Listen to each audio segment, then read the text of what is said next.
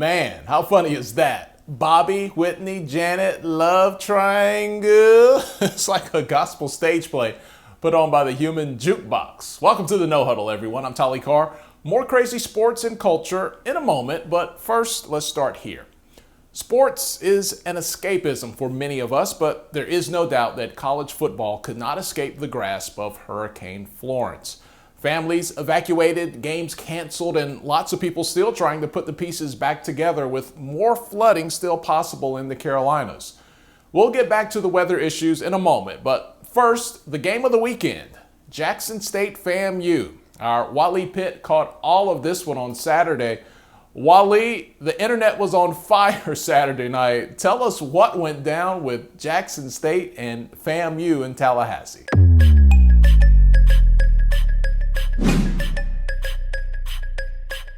Welcome to the unofficial MEAC SWAC Challenge Round 2 as Jackson State made their way to Tallahassee to take on the Rattlers of FAMU.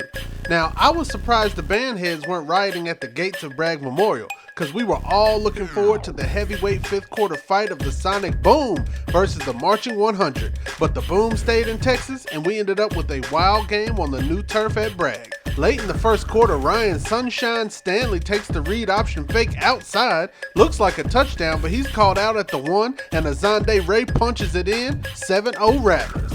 Jackson State knocking at the door in the first half, but can't quite bust it open. They get 2 field goals and were hoping the good field position from this fumble punt return would lead them to the end zone, but nah, they settled for another field goal. At least this one gave them the 9-7 lead in the third quarter. Later in the third, Ryan Stanley hits Xavier Smith in the flat. He makes his way untouched 20 yards for the score, and FAMU reclaims the lead 14-9. Now, here's where things start getting interesting in this one. Rameek Wallace of Jackson State with the catch of the day. He hauls in this 6-yard pass from Derek Ponder in the corner, showing off them hands.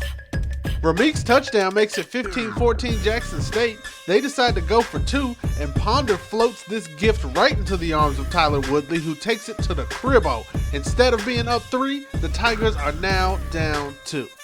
FAMU with the ball and the lead as Jackson State's Quidarian Barnett puts a lick on Ryan Stanley. He coughs up the rock. Jackson State gets on it and they take over. But again, it leads to another 3 points. But it gives them the lead, so it's another we'll take it situation, 18-16 Jackson State. Late in the fourth quarter, the Rattlers driving down the field looking for the dub. It looks to be OVER as Ryan Stanley hits Marcus Williams, who tiptoes the sideline for what looks like the go-ahead score with 22 seconds left, but he's called out of bounds at the 2.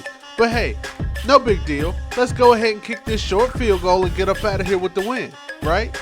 No? Let's run it up the gut with 6 seconds left and no timeouts? Okay. I'm no coach, but that play call was questionable to say the least. Jackson State gets the stop. FAMU can't get the field goal off in time, and Jackson State with the will take it win of the century as they go back to Texas with the improbable 18-16 win. Now this was game of the week not just because it was MEAC versus SWAC or because it had such a crazy finish, but because it was one of the few games that actually took place on the East Coast. Now let's take a look at the games that ended up being canceled because of Hurricane Florence.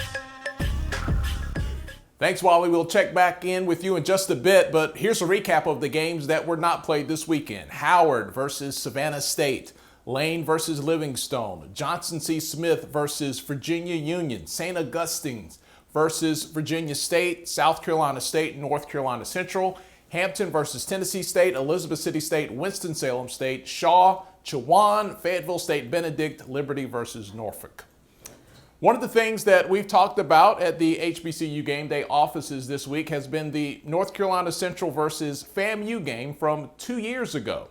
It was one of the games played in the remnants of what was Hurricane Matthew, and it was miserable. Our Stephen J. Gaither was at that game. On October 8th, 2016, Hurricane Matthew tumbled onto the North Carolina coast, causing devastation and destruction for thousands of people who live along the eastern half of the state. Meanwhile, I was dumb enough to be outside with my camera in heavy wind and rain as North Carolina Central hosted FAMU for a football game. If I hadn't already driven 3 hours to get there, I might have just stayed inside. But since I was already there, I figured I'd go. I also figured there wouldn't be many fans in the stands, and I was right. for good reason. It was windy, cold, and downright nasty. I also figured I wouldn't be the only media member to stand out in the rain to get footage. Wrong. If my boss had told me to go, I probably would have tried to worm my way out too. Attempt by FAMU to come up with the 17-13 win. In the end, I did it for the culture, but I definitely needed a new pair of sneakers when it was all said and done. Well, Georgia, Alabama, Louisiana, not affected by the storm. It was another dog day of summer in the Southwest, Southeast, and we had a doubleheader at the AUC in Atlanta. Let's kick off our game day coverage with Morehouse and Central State.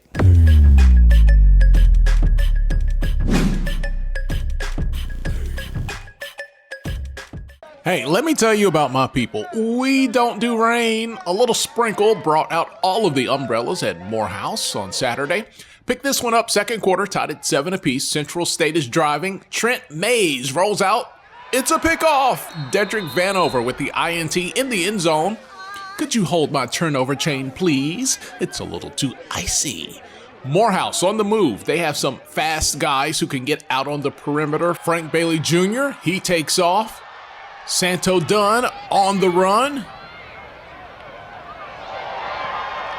Quarterback Michael Sims with a laser to Marquez Pride. It looks like a touchdown, but the back judge says, hold up. Hey. That ball hit the ground. No touchdown.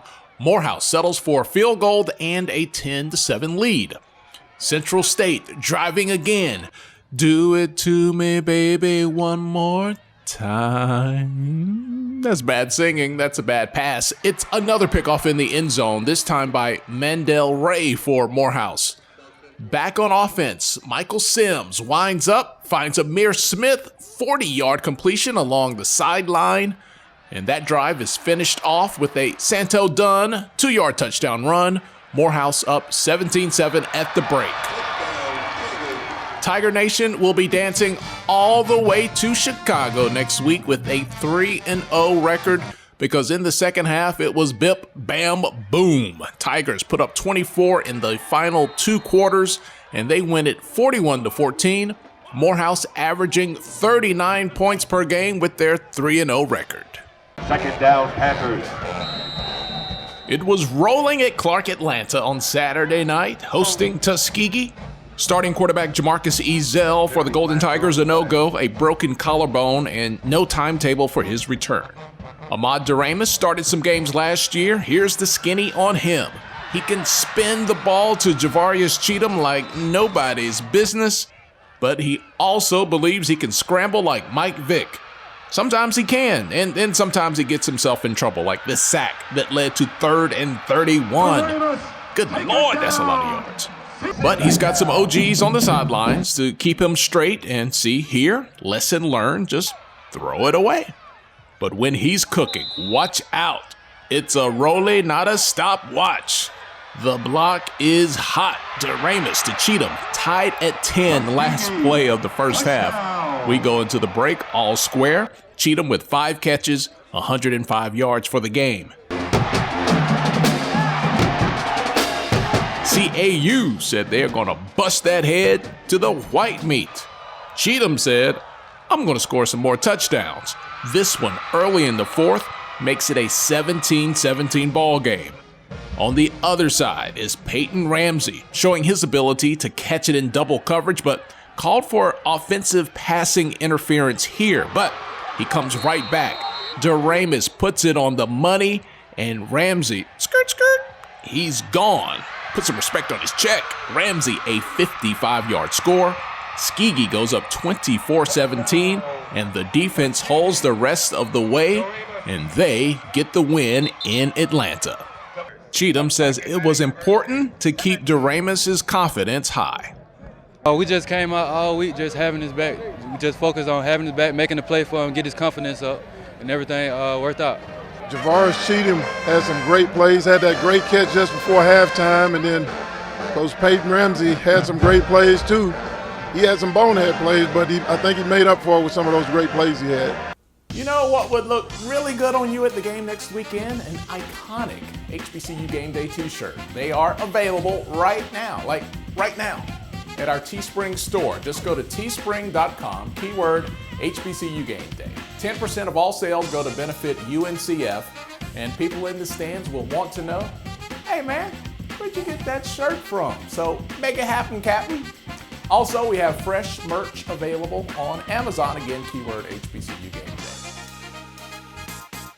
Let's go back to Wally Pitt now. He has some of that fresh HBCU Game Day gear, and he was landlocked all the weekend in the studio catching HBCU action on that Matrix monitor setup that he has going on. Wally, we saw that Jackson State FAMU matchup. That had a lot of buzz on the internet, but UAPB against the South Dakota State Jackrabbits. That game, a whole different set of circumstances, right? Thanks, Tolly. Yeah, it's your boy Wally Pitt coming to you from Charlotte, North Carolina, where I was definitely trapped in the house all weekend riding out Hurricane Florence. But I got our intern extraordinaire, Delon Sellers. She's got an update on all our favorite HBCU guys in the league. Plus, close your eyes if you're an Arkansas Pine Bluff fan, because it was Bloody Saturday 2 for them boys up in South Dakota. Check it out.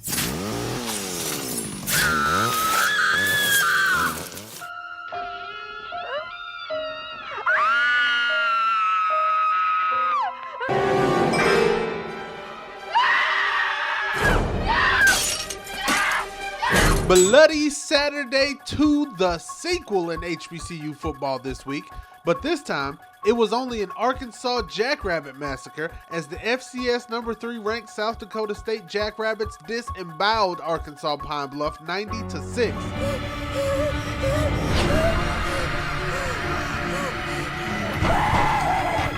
Yeah, I said 90-6. The Jackrabbits had more yards of offense than there are miles in between the campuses. That's 880 miles versus 926 yards.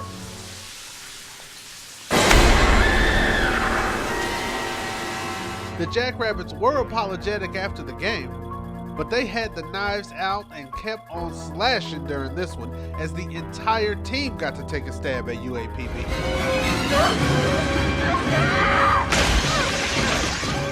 Fifth string running backs, former practice squad QBs, touchdown after touchdown. This one was just gratuitous blood and guts, and probably tough to watch if you're an Arkansas Pine Bluff fan. And if losing 90-6 wasn't enough, the meme thread on Twitter was also just as brutal as the loss.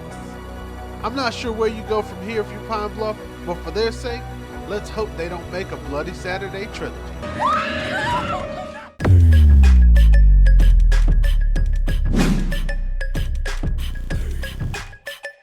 Today we'll be talking about HBCU talent shining in the NFL from week 1 and 2. We'll start it off from week 1 in Arizona. Howard safety Antoine Bethea stepped it up big defensively during a long day for the Cardinals against the Redskins. The veteran set the tone by getting the first Arizona sack of the season on quarterback Alex Smith. Bethea finished the afternoon third in Arizona defensive stats with 9 solo tackles and 1 tackle for a loss. Now, let's take it more east to the New York Jets. The Jets' backfield is locked and loaded with HBCU talent, starting with rookie Trent Cannon, who showed up in his first Monday Night Football debut last week. Virginia State's very own showed that his impact went beyond carrying the ball, as he finished the night with 15 yards. Instead, he showed us how well-rounded of a back he is with some big blocks to help the Jets secure a punt return to the house for a touchdown. Staying in the Jets' backfield, Alabama State's Isaiah Crowell has had himself a night for the Jets in Week 1 on Monday Night Football. In their dominant victory over Detroit, Crowell was the lead rusher for New York with 102 yards and 2 touchdowns, with a 62-yard long cherry on top, the longest touchdown run on the road for the Jets. Crowell finished his Week 1 performance averaging 10.2 yards per carry. Week 2, he had a smaller impact, but impact nonetheless. In the Jets' home defeat to the Miami Dolphins, he finished the game leading and rushing again for the Jets with 12 carries for 35 yards. Opposite of Crowell and Cannon tonight was William Hayes, hailing from Winston-Salem State, and he had a hit Week 1 against the Titans on quarterback Marcus Mariota that had some people upset. The hit was not called and there was no fine issued from the league, so all is well for the most part. He had a less drama-filled performance this week in his trip to New Jersey against the Jets, finishing with 2 tackles and a sack. Staying on the East Coast, we're going to visit North Carolina Central's Ryan Smith, who showed his strength in his Week 1 performance for the Buccaneers in their high-scoring victory over New Orleans. Though this game was leaning more towards offense, Smith finished with 4 tackles and a pass deflection. His biggest play came from recovering a fumble from the Saints. This week, Smith led Tampa Bay defense with 7 total tackles and 2 passes deflected in their win over the Super Bowl-winning Philadelphia Eagles. And finally, the Indianapolis Colts headed to play the Washington Redskins at home in Week 2 and brought Grambling's wideout Chester Rogers and South Carolina State's linebacker Darius Leonard with them. Rogers finished the day catching all 3 of his targets from Andrew Luck for 17 yards.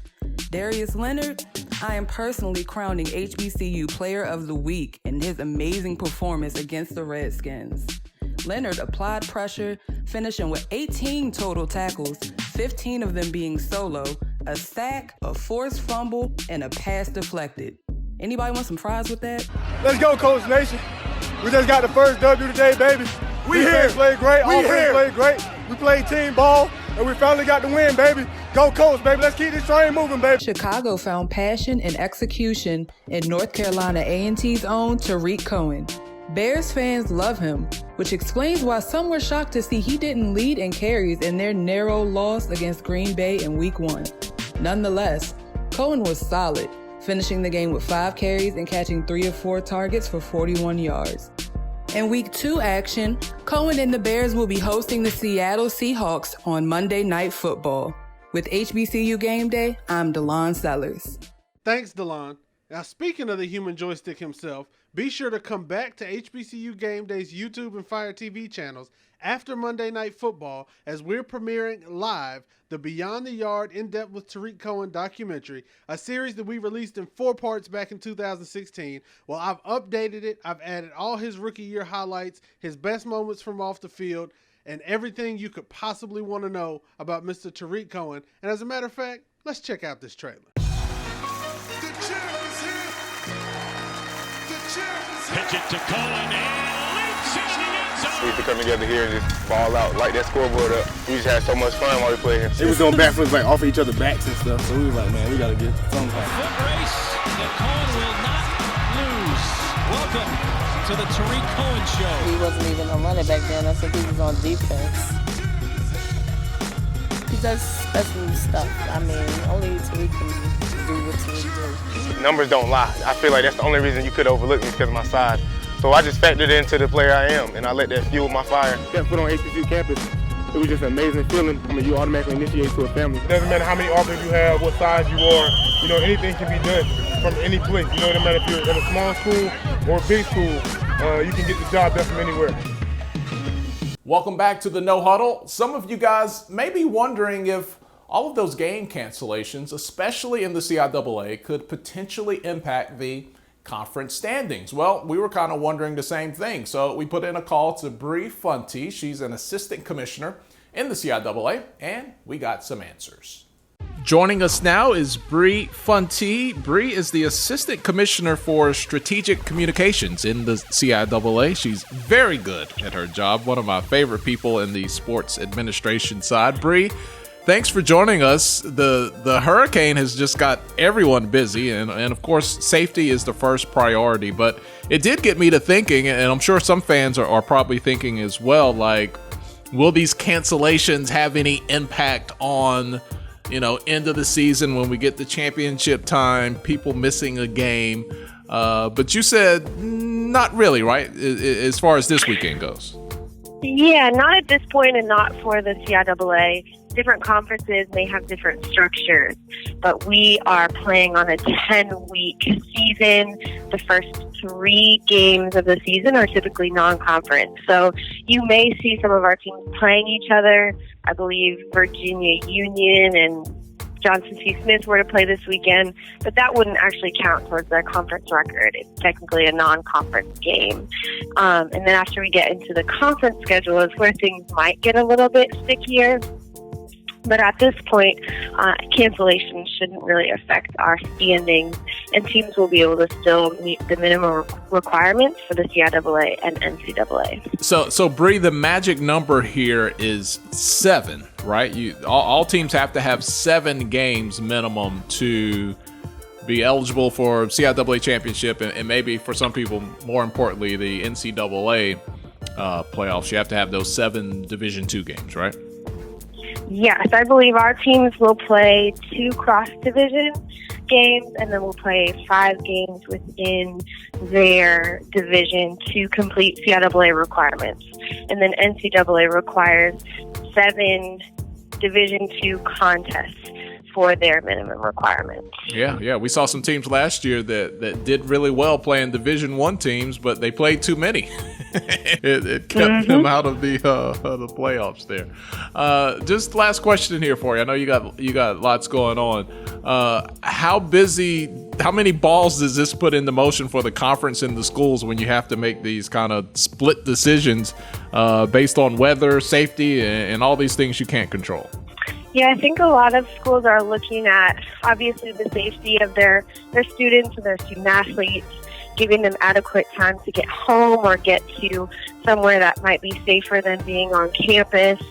In the conference office here in Charlotte, we're monitoring the weather for our own safety, but also trying to get those updates up as quickly as possible, combining them when we can, so that we're able to get them out and help spread the word as in addition to the sports information departments on campus. All right, she's Bree Funty. She's the Assistant Commissioner for Strategic Communications with the CIAA. She's got lots of work still to do, lots of messaging to get out with this week. So we'll let you go. But Bree, this week especially. I know. Gosh, I feel sorry for you guys. But thanks for taking a few minutes out of your schedule, Bree. We really appreciate it. No problem. Thanks for having me. Hopefully, we'll have a full slate of games locked and loaded for next weekend, and here are some games that I personally think are buzz matchups for Week 4. I don't know if we can outdo those buzz matchups from Week 3, but the Amir Hall Show comes south for Bowie State versus St. Aug. Gameday will be there, I promise you. Morehouse and Miles in the Chicago Classic. Alabama A&M and Southern playing in Mobile, Alabama. Bethune-Cookman, Howard in the Circle City Classic. That will be a good one. How about A&T riding high, coming off a big bye week, hosting Morgan State? Say it with me, everybody. Trap game. Benedict versus Fort Valley State. There's always a September game in the SIAC East that goes multiple overtimes and comes back to either bless or haunt someone in November. This could be that game. Big shout out to Tuskegee and the Marching Crimson Pipers for holding it down as our band of the week. They had a huge summer. They're off to a great start this season and over 50,000 views this week on our Facebook page. We'll debut a new band of the week this week on Facebook as well, so stick around for that. But for now, let's ride one more time with the Marching Crimson Pipers.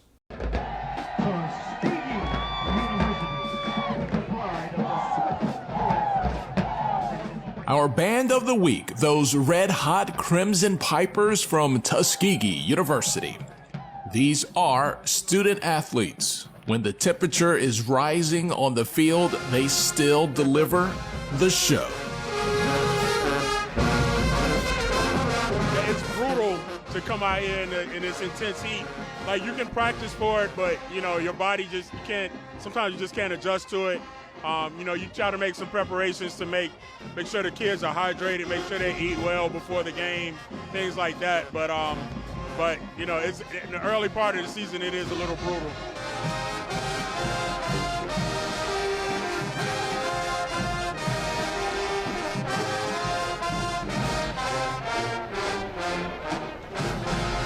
This year's set will honor the Queen of Soul, as well as other female stars in the music industry. Like this year, it's ironic because we were going to do a women's show, and I was thinking about doing Natural Woman anyway, and then I saw that she was going into hospice, and I said, well, you know what, if she's in the hospice, it may not be long, and if we have to honor the Queen of Soul, she's so important to our culture.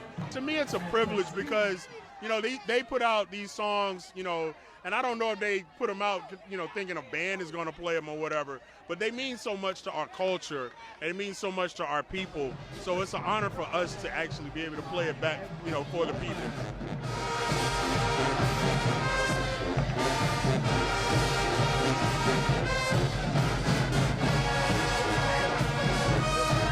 It's been quite a year for the Pipers, who starred in their second national TV commercial, this time alongside Shaquille O'Neal. Well, we did a commercial before with Zaxby's, so the casting company, we did good with that, so they called us and asked us to be a part of the JCPenney's campaign, and it was a really enjoyable experience. I mean, he is really cool, like he showed the band a lot of love. He came over and played with the kids and met each of the kids and just fellowship with us and, you know, just showed a bunch of love to Tuskegee. But humility is still the note of choice for Skegee. Like, we're still growing. We got a lot of work to do, and we're gonna work hard. We're gonna get it in. Like, every day, I keep telling the kids that we have to practice with urgency, that we have to practice, and we can't settle for anything. Our band of the week, the Marching Crimson Pipers from Tuskegee University.